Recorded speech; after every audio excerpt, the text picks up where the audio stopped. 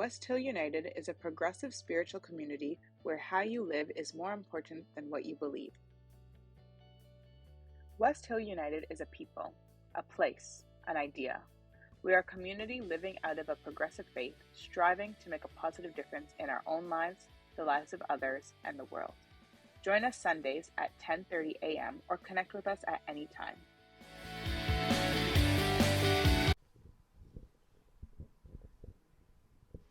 Before we watch the talk by Brené Brown, I just wanted to give a very brief introduction.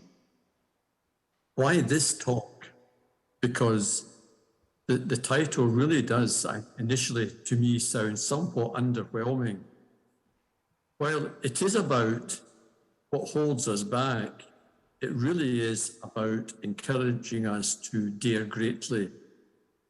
Brené, in her usual style, takes a very serious subject, but she also does this with humour, and I'm sure you will find elements of humour in her talk. This talk was first aired in 2012 and is the sequel to The Power of Vulnerability, which is a talk she gave in 2011. I think it resonates with the words from our Vision Works document. We take love to mean actions that embody justice, compassion, honesty, openness, integrity, courage, kindness, forgiveness, for self, others, and the planet.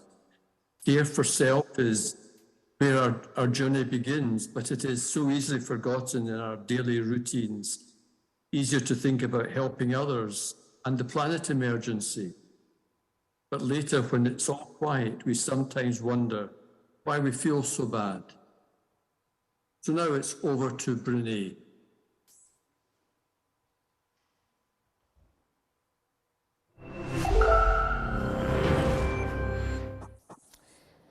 I'm going to tell you a little bit about my TEDx Houston talk. I woke up the morning after I gave that talk with the worst vulnerability hangover of my life. And I actually didn't leave my house for about 3 days. The first time I left was to meet a friend for lunch. And when I walked in, she was already at the table, and I sat down, and she said, "God, you look like hell."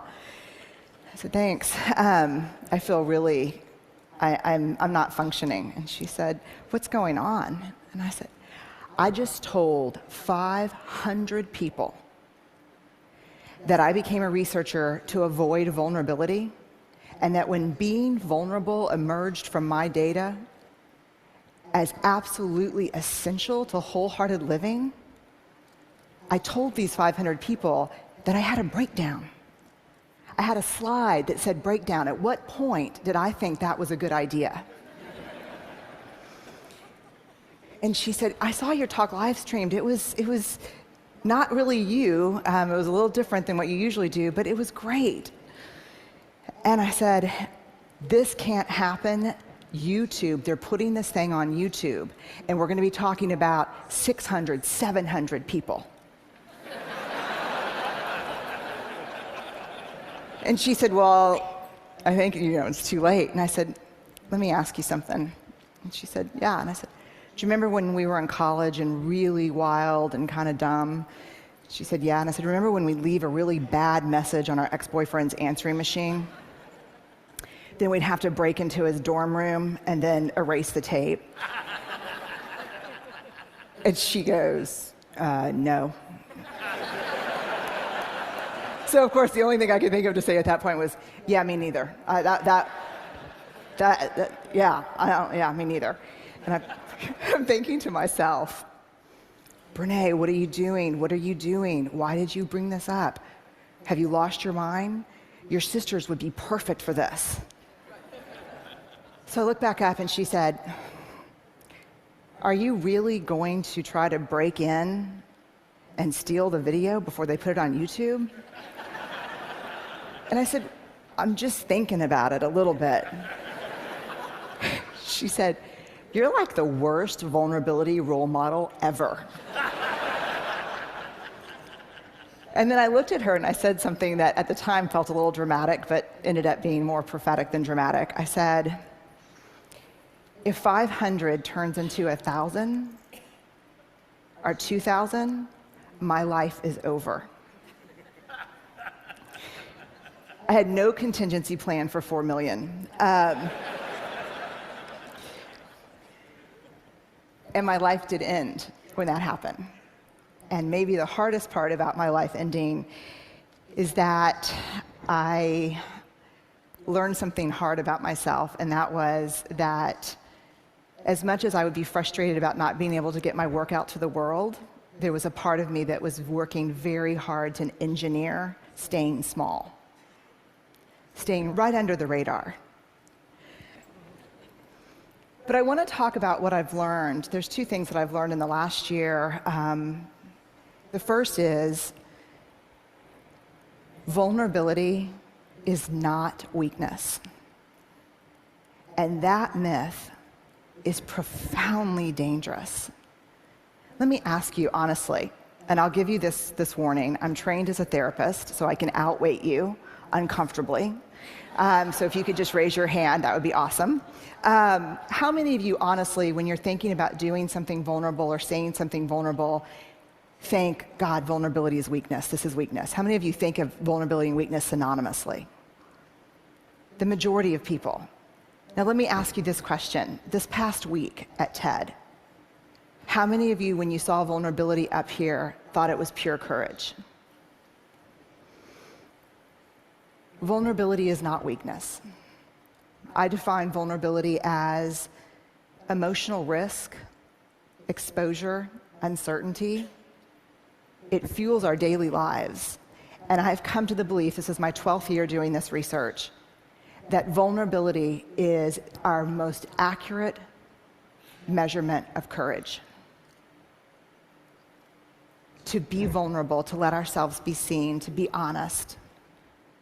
One of the weird things that's happened is after the TED explosion, I got a lot of offers to speak all over the country. Everyone from schools and parent meetings to Fortune 500 companies. And so many of the calls went like this. Hey, Dr. Brown, we loved your TED Talk. We'd like you to come in and speak. We'd appreciate it if you wouldn't mention vulnerability or shame. So, what would you like for me to talk about? There's 3 big answers. This is mostly, to be honest with you, from the business sector. Innovation, creativity, and change. So let me go on the record and say, vulnerability is the birthplace of innovation, creativity, and change.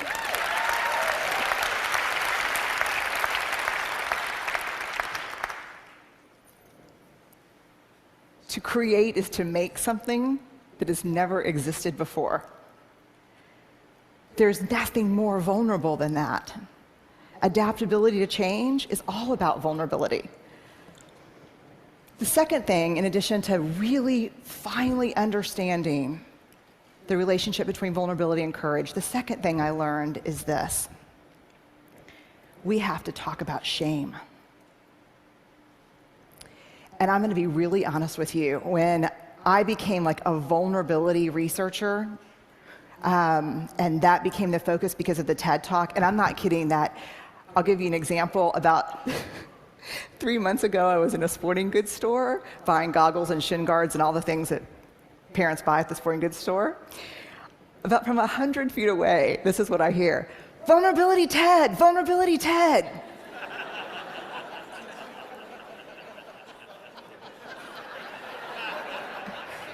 Yeah, I'm a 5th generation Texan.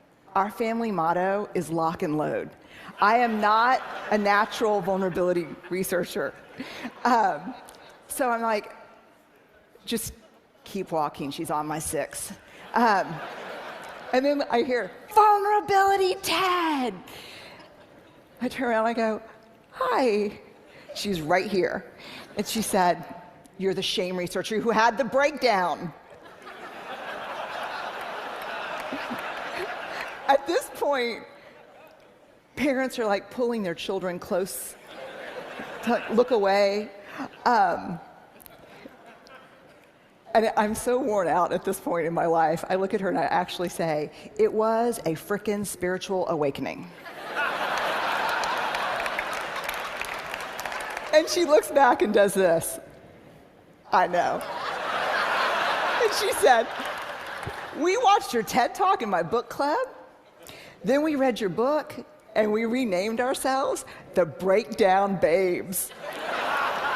And she said, our tagline is, we're falling apart and it feels fantastic. You can only imagine what it's like for me in a faculty meeting. So when I became Vulnerability Ted, like an action figure, like Ninja Barbie, but I'm Vulnerability Ted, I thought I'm going to leave that shame stuff behind because I spent 6 years studying shame before I really started writing and talking about vulnerability. And I thought, thank God, because shame is this horrible topic. No one wants to talk about it. It's the best way to shut people down on an airplane. What do? I study shame. Oh. And I see you, you know.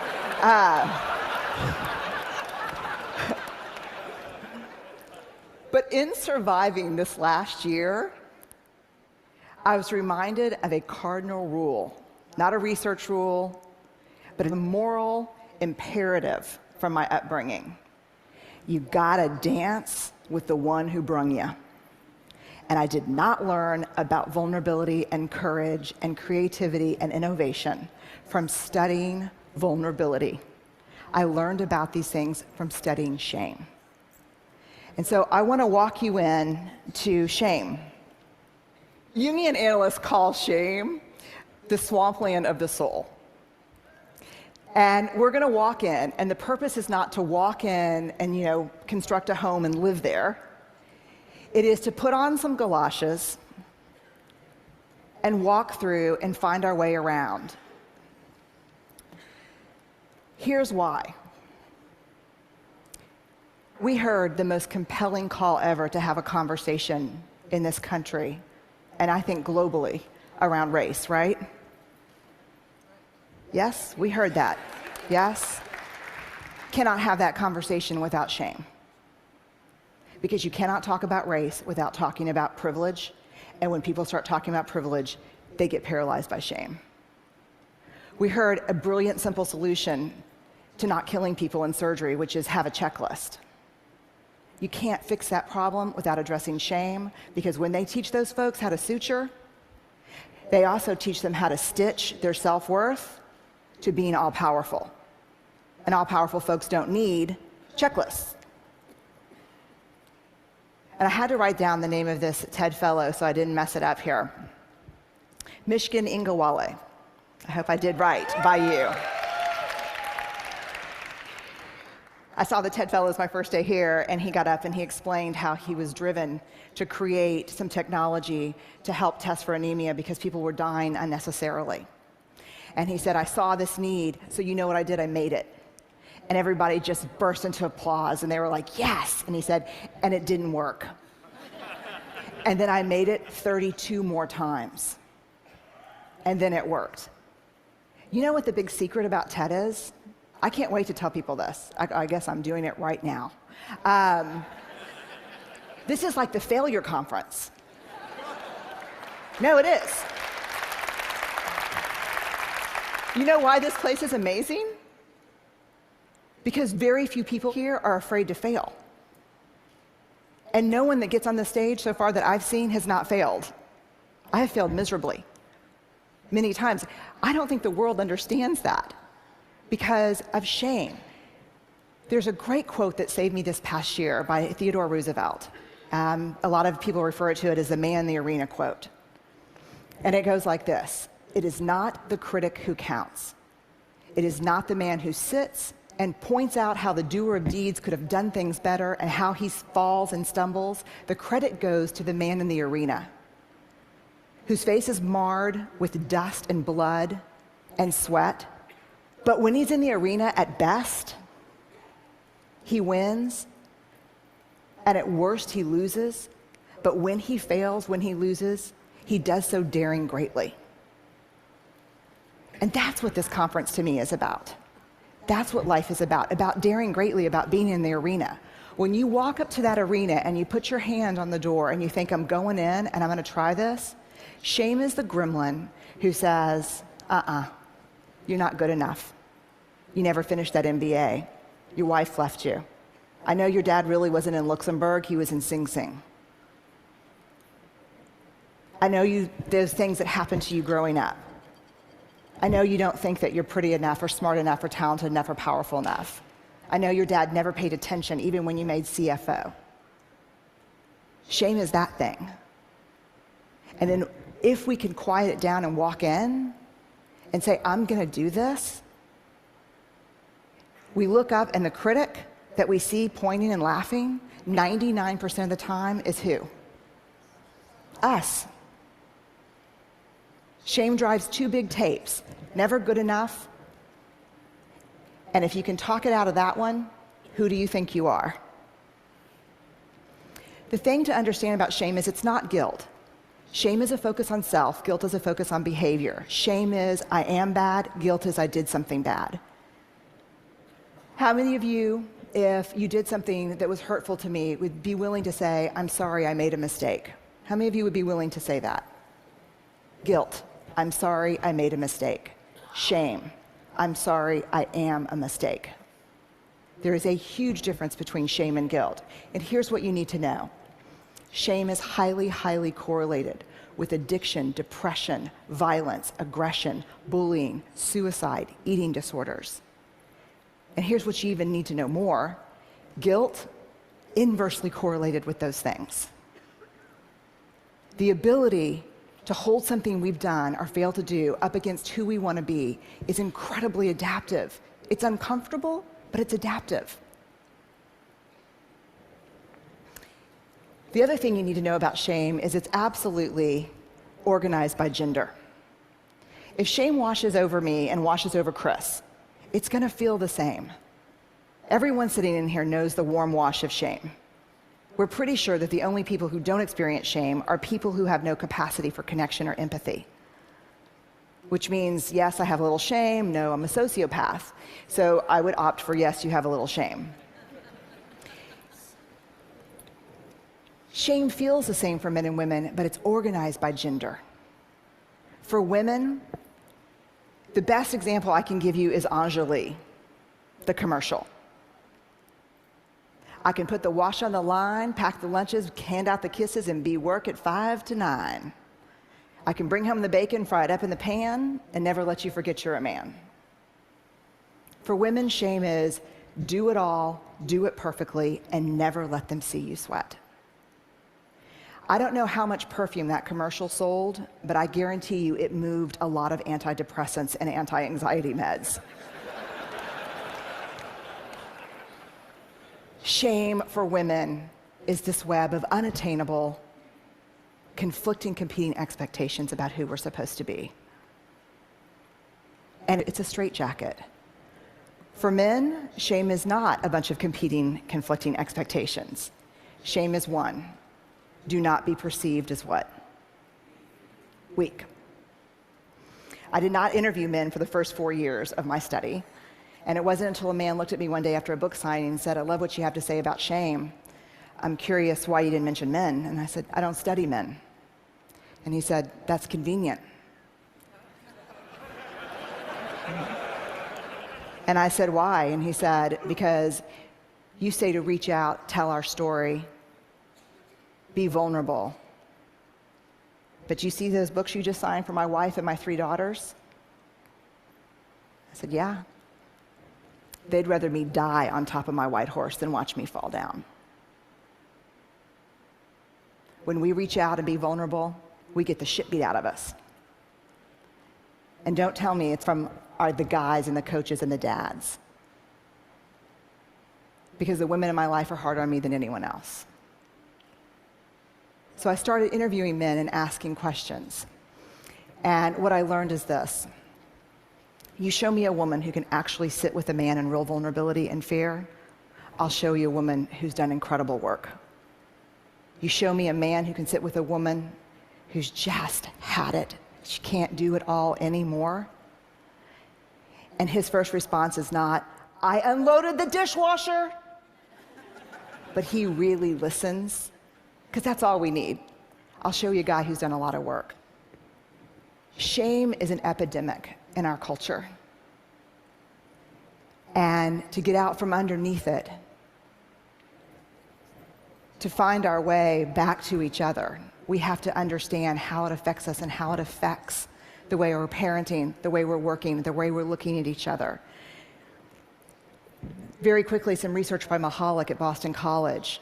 He asked, what do women need to do to conform to female norms? The top answers in this country: nice, thin, modest, and use all available resources for appearance. When he asked about men, what do men in this country need to do to conform with male norms? The answers were: always show emotional control, work is first, pursue status, and violence. If we're going to find our way back to each other, we have to understand and know empathy, because empathy is the antidote to shame. If you put shame in a petri dish, it needs 3 things to grow exponentially: secrecy, silence, and judgment. If you put the same amount of shame in a petri dish and douse it with empathy, it can't survive. The 2 most powerful words when we're in struggle: me too. And so I'll leave you with this thought. If we're going to find our way back to each other, vulnerability is going to be that path. And I know it's seductive to stand outside the arena, because I think I did it my whole life, and think to myself, I'm going to go in there and kick some ass when I'm bulletproof and when I'm perfect. And that is seductive. But the truth is, that never happens. And even if you got as perfect as you could and as bulletproof as you could possibly muster, when you got in there, that's not what we want to see. We want you to go in. We want to be with you and across from you. And we just want for ourselves and for the people we care about and the people we work with to dare greatly. So thank y'all very much. I really appreciate it.